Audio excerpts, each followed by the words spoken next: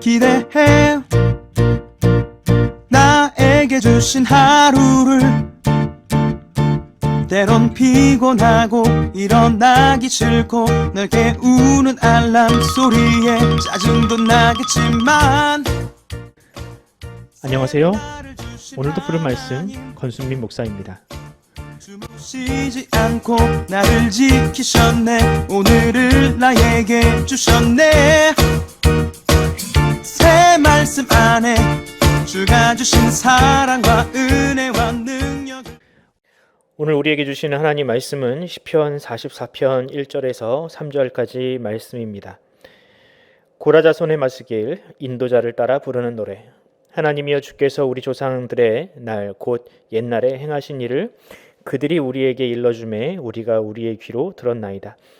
주께서 주의 손으로 뭇 백성을 내쫓으시고 우리 조상들을 이 땅에 뿌리박게 하시며 주께서 다른 민족들을 고달프게 하시고 우리 조상들은 번성하게 하셨나이다. 그들이 자기 칼로 땅을 얻어 차지함이 아니요 그들의 팔이 그들을 구원함도 아니라 오직 주의 오른손과 주의 팔과 주의 얼굴의 빛으로 하셨으니 주께서 그들을 기뻐하신 까닭이니이다. 아멘. 오늘 설교 제목은 믿음의 눈을 뜨면 생기는 일들입니다. 신앙생활을 오래 하다 보면 이런 경험을 하게 됩니다.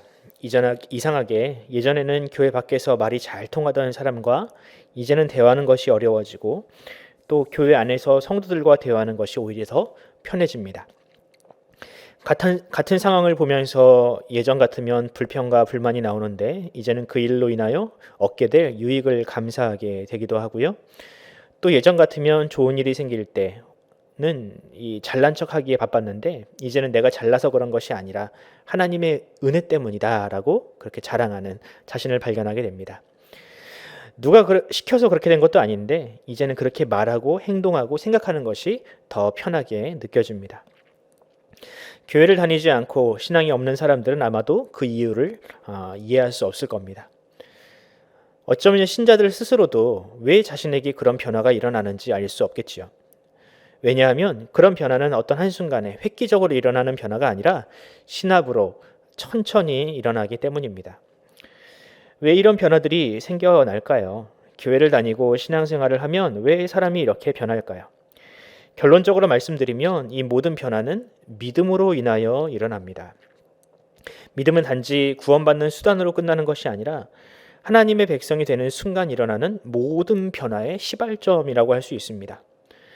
믿음은 하나님과 예수님을 믿는 마음을 의미하기도 하지만 하나님이 창조한 세상 그리고 내 주변에서 일어나고 있는 크고 작은 일들을 해석하는 기준이 되기도 합니다.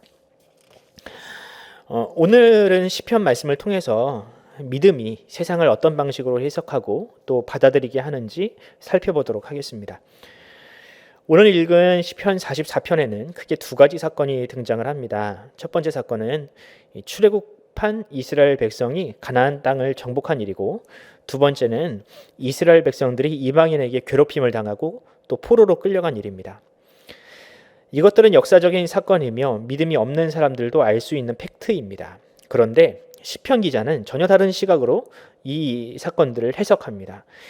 제가 다시 2절과 3절을 읽어보겠습니다. 주께서 주의 손으로 뭇 백성을 내쫓으시고 우리 조상들을 이 땅에 뿌리박게 하시며 주께서 다른 민족들은 고달프게 하시고 우리 조상들은 번성하게 하셨나이다. 그들이 자기 칼로 땅을 얻어 차지함이 아니요 그들의 팔이 그들을 구원함도 아니라 오직 주의 오른손과 주의 팔과 주의 얼굴의 빛으로 하셨으니 주께서 그들을 기뻐하신 까닭이니이다. 아멘. 뭐라고 합니까?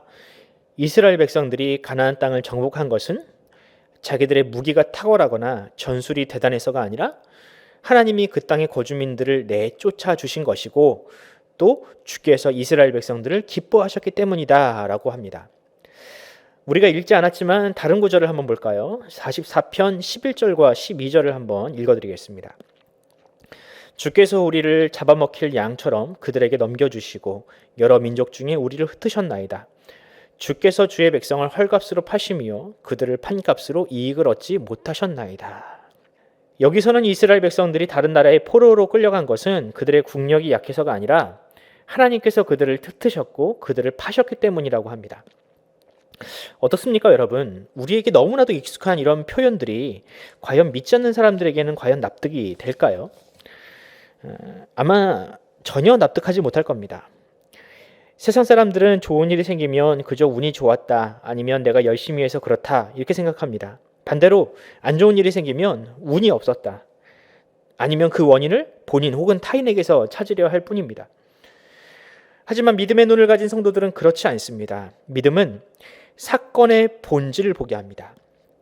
이 일이 나에게 일어난 이유는 무엇인가? 혹시 하나님의 뜻이 이 사건 안에 담겨 있지는 않을까? 이 일을 통해서 하나님이 나에게 뭐라고 말씀하실까? 이것이 바로 믿음의 눈을 뜨는 성도들의 반응입니다.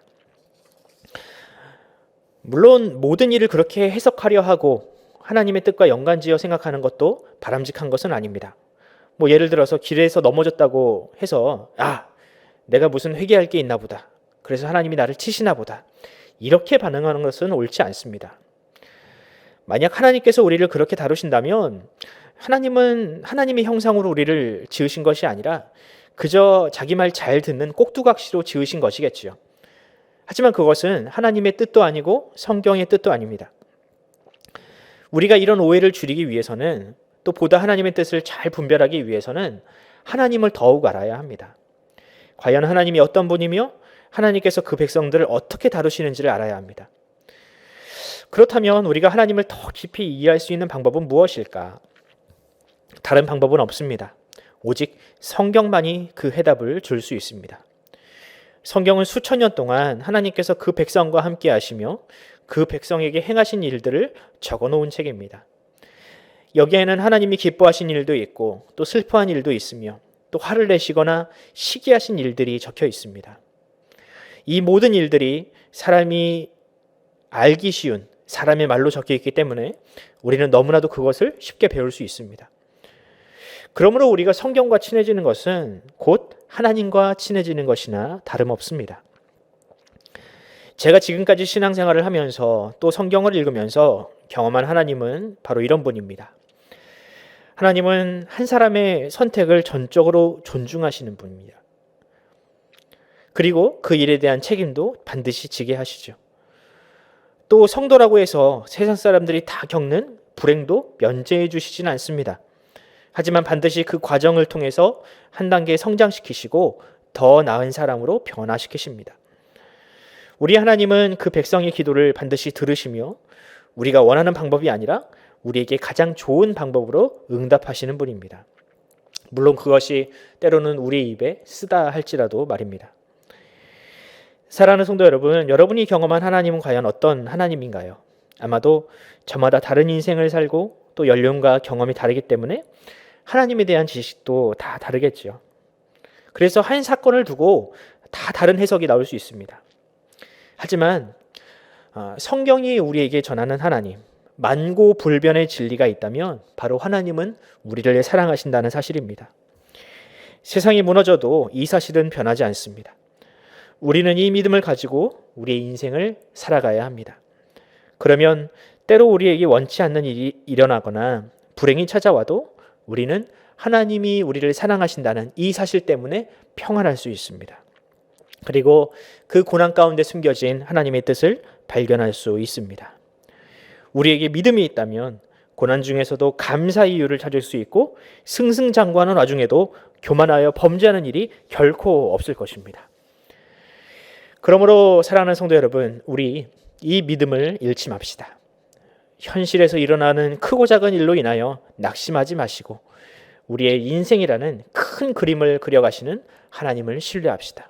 그 믿음으로 오늘 그리고 다가올 한 해와 우리 인생을 힘차게 살아가시는 저와 여러분이 되기를 간절히 소원합니다. 기도하겠습니다. 하나님 아버지, 감사합니다. 올 한 해 우리를 지키시고 우리를 인도하신 하나님을 찬양합니다.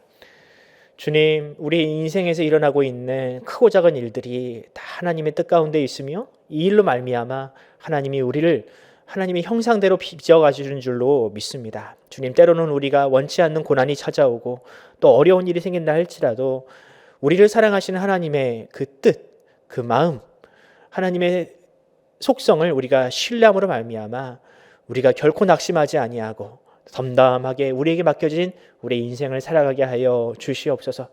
특별히 아버지 하나님, 이 코로나 바이러스로 인한 이 어두컴컴한 이 현실 가운데서도 하나님의 뜻을 분별할 줄 알며 하나님의 뜻이 어디 있는지를 우리가 명확하게 깨닫는, 그렇게 분별하는 주의 성도들로 주님께서 우리를 인도하여 주시옵소서.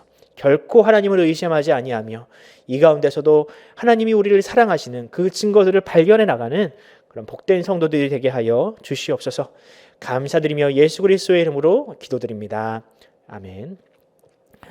사랑하는 성도 여러분, 오늘 하루를 위하여 또한 우리 주변 이 연말 연시 우리 이웃들을 위하여 기도합시다. 특별히 하루속히 코로나 바이러스가 진정되고 또 백신이 보급되어서 우리가 이 극심한 혼란스러운 상황을 잘 극복해 나가게 달라고 기도해 주시고요.